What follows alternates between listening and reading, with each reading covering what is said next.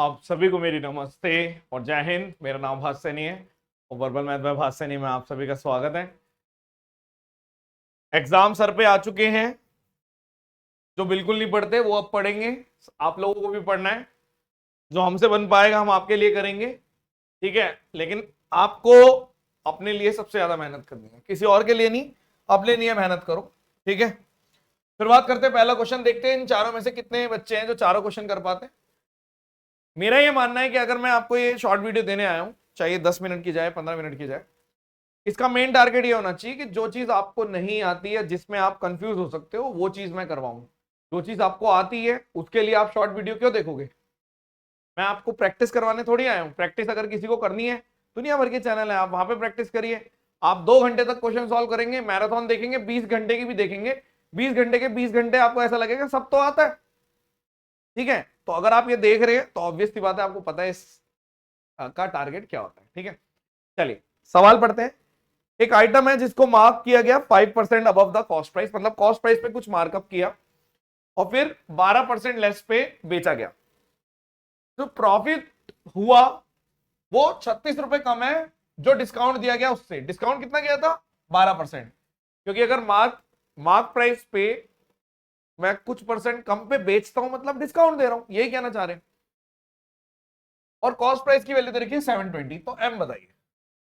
आपने बोला सबसे पहले सीपी है, कुछ मार्कअप किया, हमें नहीं पता कितना मार्कअप किया, एमपी है। डिस्काउंट दे दिया, यानी कि आप या फिर ये बोल रहे हो इससे कम में बेच दिया, तो ये 12% है, इसको मान लो 100%।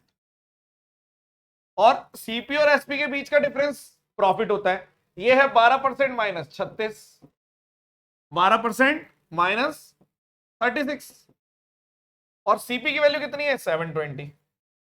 तो आप तुरंत बोल सकते हो, अगर ये चीज है तो मैं कह सकता हूं 720 में अगर मैं 12% माइनस 36 प्लस 12% जोड़ता हूं तो 100% की वैल्यू आती है। यानी कि इसको सॉल्व करोगे तो 1 सेकंड में आंसर आएगा। 1 सेकंड मतलब बहुत जल्दी आंसर आएगा।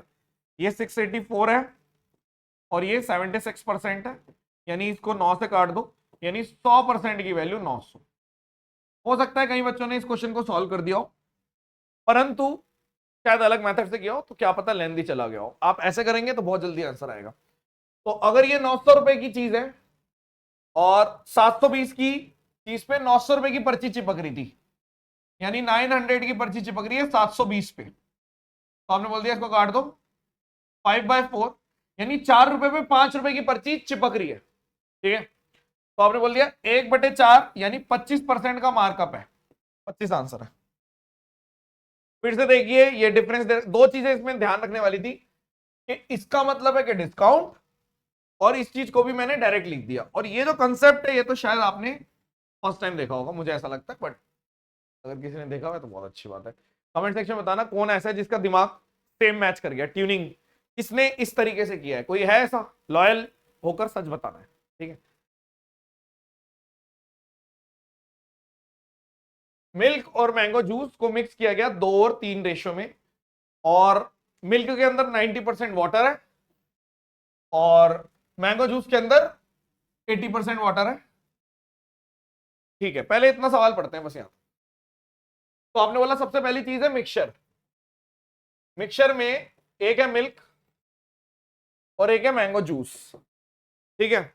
आपने बोल दिया कि अगर मिल्क की मैं बात कर रहा हूं, मिल्क में 90% वाटर है, मैंगो जूस में 80% वाटर है, और इसको 2:3 में जोड़ना है।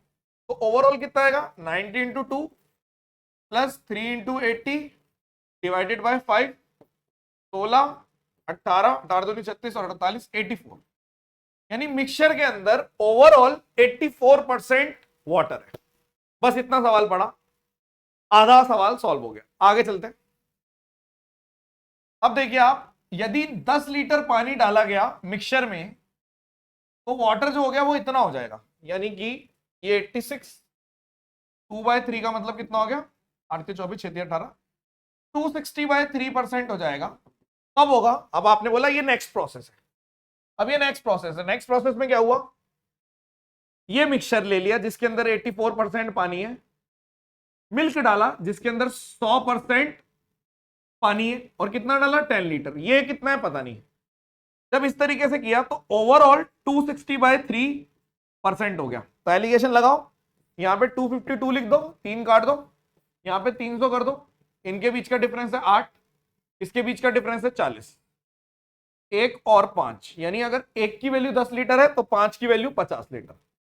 यानी ये जो मिक्सचर लिया था हमने वो 50 लीटर था। कितना था? मिक्सचर था मेरा 50 लीटर। तो क्या पता इतना सा पूछ लेते कि मिक्सचर कितना है, आप बोलते थे 50 लीटर। लेकिन इसने बोला initial quantity of water in milk, तो पहले मिक्सचर में मिल्क निकालो और फिर वाटर। तो इस मिक्सचर में मिल्क कितना है? आपने बोला 2 था, 2/5, तो 50 का 2/5, तो आप तुरंत समझ गए कि 20 लीटर है मेरा मिल्क। अब इस मिल्क में पानी कितना है? 90%। तो आपने बोला मिल्क में पानी, अगर मैं इसको लिख दूं वाटर, तो यह है 20 का 90%, तो 18 लीटर आंसर है। आई होप के सबको बढ़िया लगा होगा। ये वो सवाल है जो आपकी पूरी मिक्सचर एलिगेशन चेक कर लेगा, एक ही सवाल कि भाई पहले ऐसे जुड़े, हाँ, फिर मिक्स किया, हाँ, इसके अंदर इतना, मिल्क इतना, ये इतना, खत्म। ठीक है, 6 × 7, ठीक है, अगले वाले से मल्टीप्लाई हो रहा है, 2 × 6 ये हो सकता है, 2 × 3, 4 × 5, 7 चौक 28 होना, 7×2 56 होना चाहिए था, गलत है, 90 होना चाहिए था, गलत है। अगला, अगर ये 42 आ गया, अब उसके बाद 42 को किसी चीज से मल्टीप्लाई किया हुआ है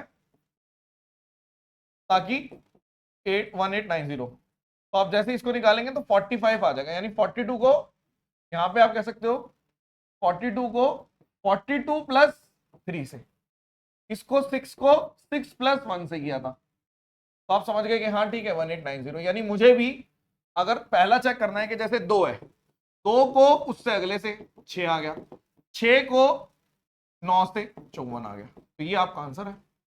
इस वाले को भी एलिमिनेट कर दो, ठीक है। इसको देख लेते हैं, 44 लगभग 9 गुना है, 27 3 4 9 37 396, और उसके बाद 12 जोड़ रखा है, यानी कि 9 गुना इंटू +12, ये हो रहा है 9 गुना 6 नहीं, +12 नहीं है।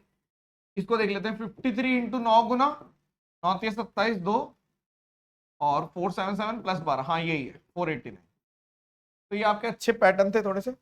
एक चीज मैं बोलना चाहूंगा, मैंने कल ही बुक अनाउंस करी है, इससे पहले कि बुक स्टॉक आउट हो जाए, क्योंकि बुक में इन्वेस्टमेंट लगती है, तो बहुत सारी बुक्स भी प्रिंट नहीं करा पाते, और टाइम, अपनी बुक क्या है कि एग्जाम से पहले आपको खत्म कर देनी है, ठीक है। आप 10 दिन में खत्म कर सकते हैं, जो बच्चा बहुत ढीला है वो 15 दिन में खत्म कर सकता है, ठीक है। प्री के लिए बनाई गई है ये किताब, इंग्लिश में है किताब। मेरी जो पहली बुक आई थी, ठीक है, जो मेंस के लिए थी, वो बायलिंगुअल थी, क्योंकि इसमें क्वेश्चन कम थे, तो इतनी, ये भी इतनी थिक थी, तो ये बायलिंगुअल थी। लेकिन ये जो किताब है ये सिर्फ इंग्लिश में है, क्योंकि ऑलरेडी इसके अंदर तब भी, क्योंकि क्वेश्चन थोड़े ज्यादा है और सॉल्यूशन सारे थोड़ा एक्सप्लेनेटरी ज्यादा दिए हुए हैं, ताकि एक नॉर्मल बंदा भी, मतलब ऐसे खाना पूर्ति वाले सॉल्यूशन नहीं है, एक नॉर्मल बंदा भी पढ़े तो वो समझ जाएगा अच्छा ये प्रोसेस है, ठीक है। तो वो सिर्फ इंग्लिश में है, हिंदी में अवेलेबल नहीं है। जो बच्चे सिर्फ हिंदी भाषी हैं, मतलब उनको ऐसा लगता है कि सिर्फ हिंदी में ही मैथ्स समझ सकता हूं मैं, वो बिल्कुल भी मत लेना यार, ठीक है। लेकिन अगर किसी को भी मैथ्स इंग्लिश में पसंद है या फिर वो कर सकता है तो वो ले सकता है, ठीक है। और मैंने आपको बताया था कि जिनको लगता है कि उनका प्री निकल जाएगा तो वो साथ में कंप्यूटर भी मंगा ले, बढ़िया रहेगा, ठीक है। ये मैं बात दोबारा इसलिए बता रहा हूं क्योंकि मैं शायद रात को या कल बताने वाला हूं कि स्टॉक आउट होने वाला है। हम ज्यादा इसलिए भी नहीं ज्यादा शोर मचाते, वरना आधे लोग बोलते हैं कि हाइप जानबूझ के कर रहे हैं। तो पिछली बार वाली बुक का पता कर लेना आप कि एक्चुअल में सच था या नहीं, तो ठीक है। इसलिए मैं बोलूंगा कि वही बच्चे किताब लें जो एक्चुअल में इसकी कदर करते हैं और खत्म कर सकते हैं, उनको पता है कि हाँ यार मैं पढ़ूंगा। सेल्फ स्टडी का टाइम है, सेल्फ स्टडी सबसे ज्यादा करिए, मॉक टेस्ट दीजिए, रिवीजन करिए, बुक कंप्लीट करो, या फिर जो भी आपके पास आपको लगता है। इस टाइम पे मैं बुक इसीलिए लाता हूं, उसकी सबसे बड़ी वजह है क्योंकि मुझे पता है सबसे ज्यादा टाइम वेस्ट करते हैं बच्चे इस टाइम पे, क्योंकि वो नया कुछ नहीं पढ़ते, पुराना पढ़ते हैं, रिवीजन करते रहते हैं, कितनी बार रिवीजन करेंगे, उनको अच्छे कलेक्शन मिलता नहीं है, इसलिए वो कॉन्फिडेंट नहीं हो पाते। तो पिछली, अब ये दूसरी बार की है, कोशिश करेंगे इसको कंटिन्यूटी बनाने के लिए। चलिए, thank you so much, session dismissed, bye bye. Okay.